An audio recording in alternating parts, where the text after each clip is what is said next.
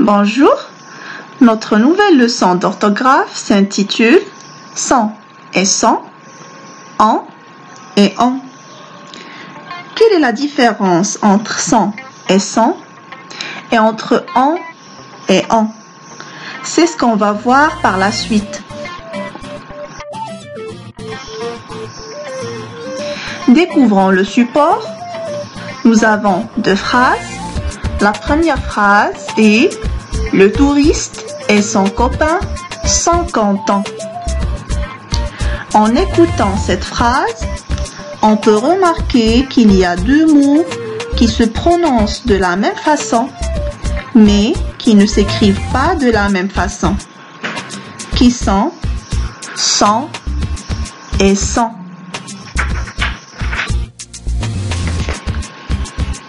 Passons à la deuxième phrase. On les félicite, ils ont gagné. Cette phrase aussi contient deux mots qui ont le même son et qui s'écrivent différemment, qui sont en et en. Je retiens sans. C'est un adjectif possessif. Il peut être remplacé par mon ou ton.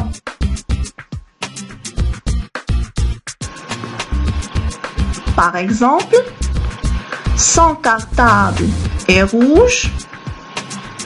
Mon cartable est rouge.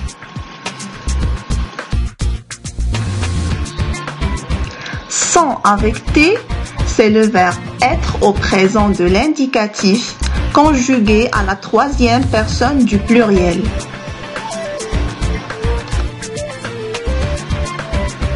Par exemple, les fleurs sont dans le vase.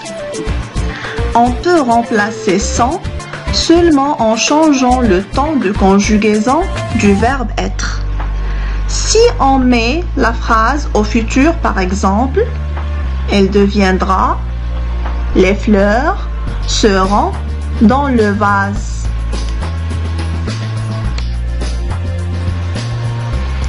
En, c'est un pronom personnel.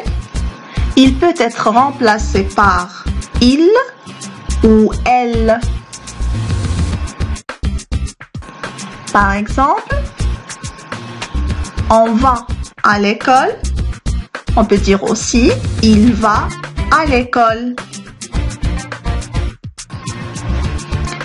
En, avec T à la fin, c'est le verbe avoir au présent de l'indicatif conjugué à la troisième personne du pluriel. Par exemple, ils ont un livre. On peut remplacer en seulement en changeant le temps de conjugaison du verbe avoir. Si on met la phrase au futur, par exemple, elle deviendra « Ils auront un livre ». Je vous propose deux exercices d'entraînement. A. Je complète par sans ou sans. Nous avons trois phrases. Les touristes et leur guide sont déjà sur place. Le magicien est très content. Son numéro a été réussi. Le dompteur et son lion sont applaudis chaleureusement. Pour la première phrase, nous avons besoin d'un verbe. Donc, on va mettre sans, qui est le verbe être, conjugué au présent.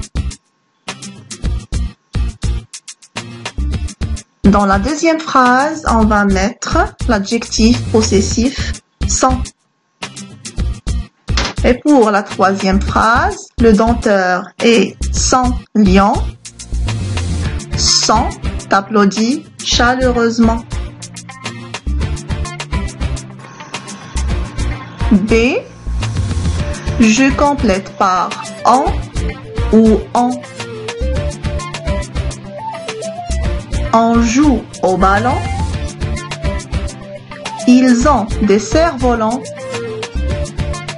Quand on a soif, on prend des jus qui ont un goût sucré. Pour la première phrase, on va utiliser le pronom personnel on. Dans la deuxième phrase, on va mettre le verbe avoir au présent, on. La troisième phrase, quand on a soif, on. On prend des jus, on aussi, qui ont un goût sucré, ont.